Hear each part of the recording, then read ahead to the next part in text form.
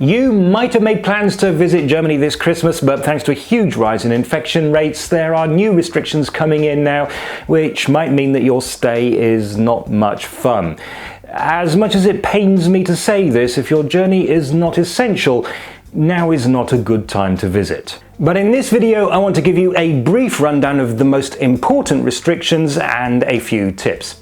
What's different this time round is that the rules should apply equally in all 16 German states, at least that is what has been agreed, so we should hopefully avoid the problem of having very different rules in different areas. And I know that some of you will complain that the measures are too little too late, and others will complain that the measures are way too much or are not necessary.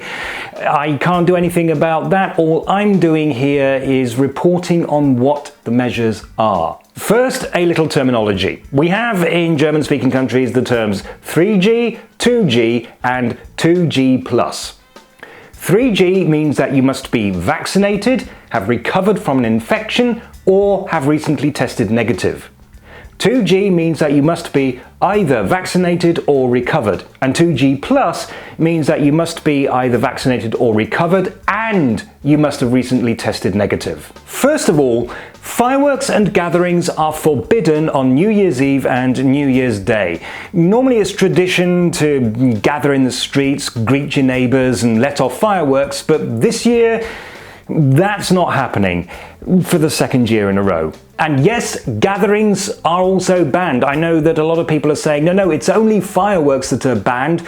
That's not true. Fireworks are banned, yes, but in order to discourage people from gathering, because gatherings are banned. Shops will be required to implement a strict 2G policy, except for those catering for daily essentials. So, for example, food stores will be open to all, but souvenir shops will be open only to the vaccinated and recovered. For cultural venues like restaurants and museums, and cultural events like sports games and concerts, there is to be a strict 2G or 2G plus policy.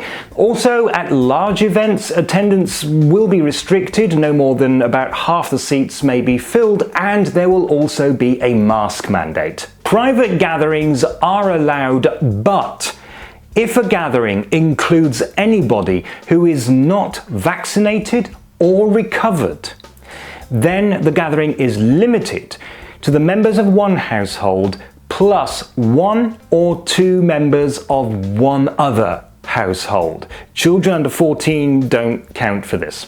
If all the guests are vaccinated or recovered, then there is no limit. In districts where the infection rate is particularly high, there will be extra restrictions.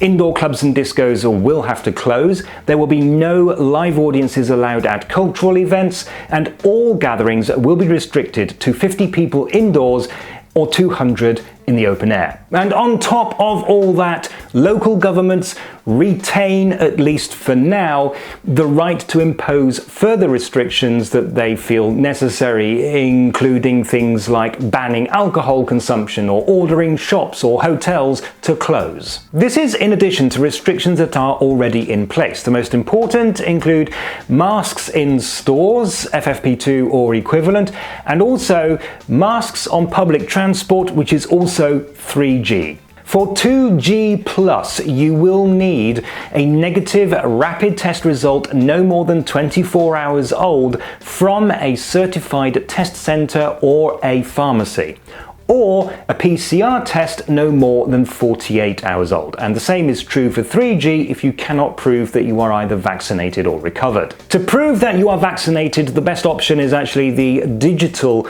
vaccination certificate. You can download, for example, the CovPass app onto your phone, and if you've been issued a certificate from an EU country with a QR code, you simply scan the code into your app and you're done.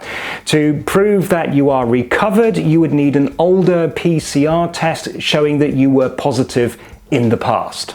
If you can't find the app in the App Store, simply go into the settings and change your location to an EU country. If you don't have one of these certificates, you should be able to go to a pharmacy with proof of vaccination or recovery and either a passport or a national ID card, and they'll be able to generate a QR code for you. However, you do need to have been vaccinated with a vaccine that is approved in the EU, so one of these. And also, pharmacies are not required to issue a QR code. They may refuse if, for example, they're not familiar with your country's vaccination certificate, especially if they've had problems in the past of people bringing in fake certificates.